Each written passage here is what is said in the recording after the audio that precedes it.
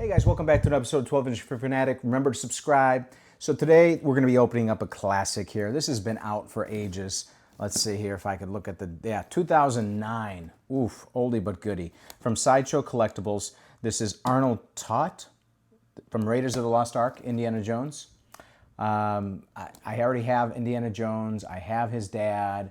I had the other guy in the linen suit. I forget his name. Got rid of it. I hated that figure. We're going to take a look at this one and see if it's worth keeping, because I think it would look great right behind my Ark of the Covenant. And I even put an LED feature inside that Ark. So with this figure with the melting face and the light coming from below, it's going to look awesome, hopefully. Let's take a closer look. All right, so the box does have the image of the figure, full body, SIDESHOW exclusive, it says. Various poses with accessories on the sides and back. And then you've got the windows here, one holding all the accessories and the other holding the figure and the alternate head sculpt. A little bit of an explanation or storyline on the inside as well.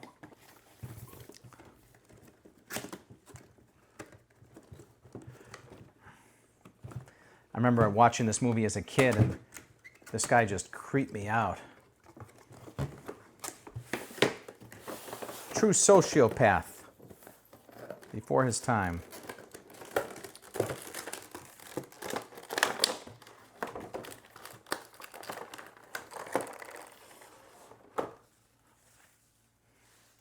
All right, so the likeness is, well, let's get the, well, we'll get the glasses on in a minute, but I don't think I ever saw him without the glasses, so I can't say, but it's pretty good. Likeness is pretty good, and considering, you know, this figure's so old, they didn't really have the technology, let's say, to create realistic head sculpts and the paint jobs for them back then. The jacket is sort of a simulated leather, pleather. The hands sculpted very nicely. No paint job on them at all, no layering in the paint. It's just a single sculpt, peach colored.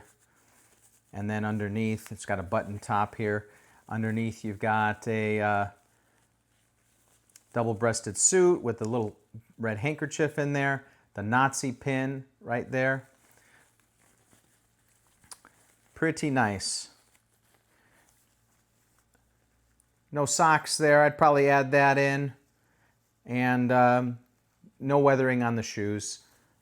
No difference on the bottom either. No wear. But the fit of the suit is very nice, and the materials aren't as stiff as they could be considering the time period. So pretty good figure overall. And here we have the alternate head sculpt with his face melting off. Not as good as the stock images when they initially released the figure. Not enough layering there, so I'll probably go in and touch this up myself, because you're supposed to have some bloodiness in here as well. I mean, it is his top layer of his face melting, so you want some more red in there.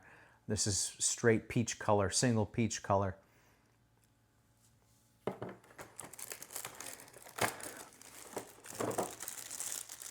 Got his stand here. I hate the old SIDESHOW stands, by the way. So the old ones, they go in like that and just like that. Kind of cheap. At least it has the logo on there, but it doesn't have the nameplate. Back then they didn't do that.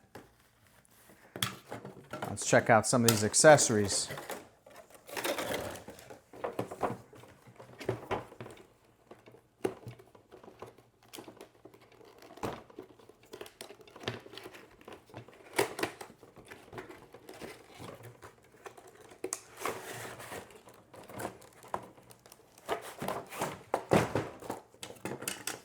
So a reasonable amount came with this figure.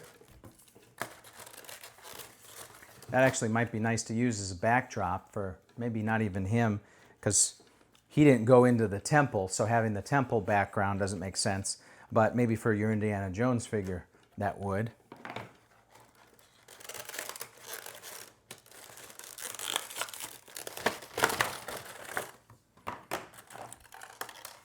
You have his famous hanger that turned into, what was it, a whip or a choke chain. So that's very nice.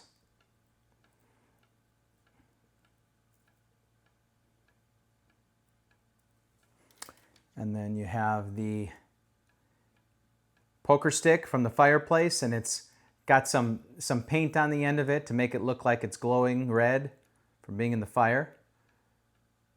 Solid piece of plastic.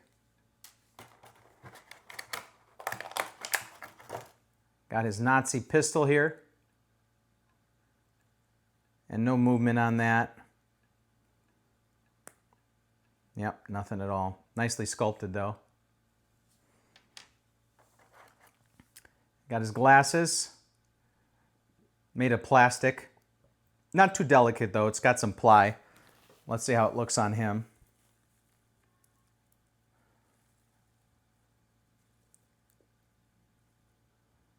So it doesn't quite fit around the ear as well as it could, but good enough. Stays there.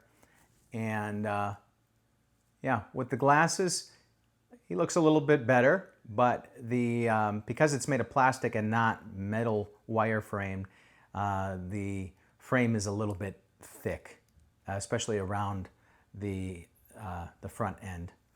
Sides, not so bad. Got his hat, solid plastic sculpt, kind of rubbery, so it bends a little bit. And then you got several hands. Let's see if they put that. Remember, he got the imprint on his hand? Yep. Yeah, they did the imprint on his hand from the, whatever it was, the idol or the medal. And I have an Indiana Jones figure that comes with that medal, so it might be nice to have him holding it. Or it might have been nice if Sideshow included it with this figure. And that's pretty much it. So let's get this figure set up and I'll give you my final thoughts. All right, so here he is.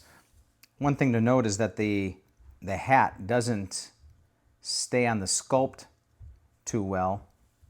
You know, I'm pressing it down in there and it just kind of wedges back out.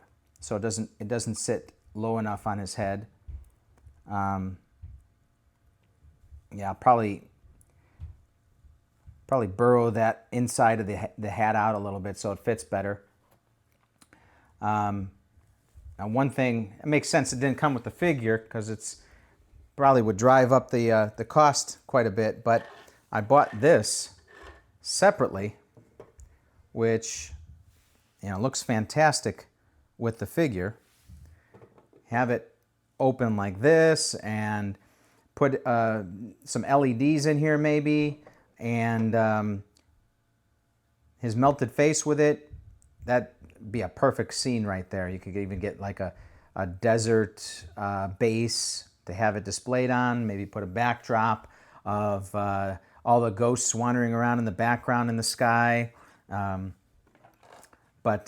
this thing, I mean, if you try to get one now, it's pretty expensive. They're a little bit rare, but very nice. So, scale of 1 to 10. Let's see. I think this figure was ahead of its time, actually, compared to some of the other grotesque figures that Sideshow came out with back then. I'm gonna give it a rating based on that time period, not, you know, considering the technology we have now with figures. So I'm gonna give this figure an even 9. Yeah, my biggest complaint is that they took shortcuts in painting this head sculpt here that I'll have to go in and touch up myself. Otherwise, fantastic figure. Thanks for tuning in, guys. See you next time.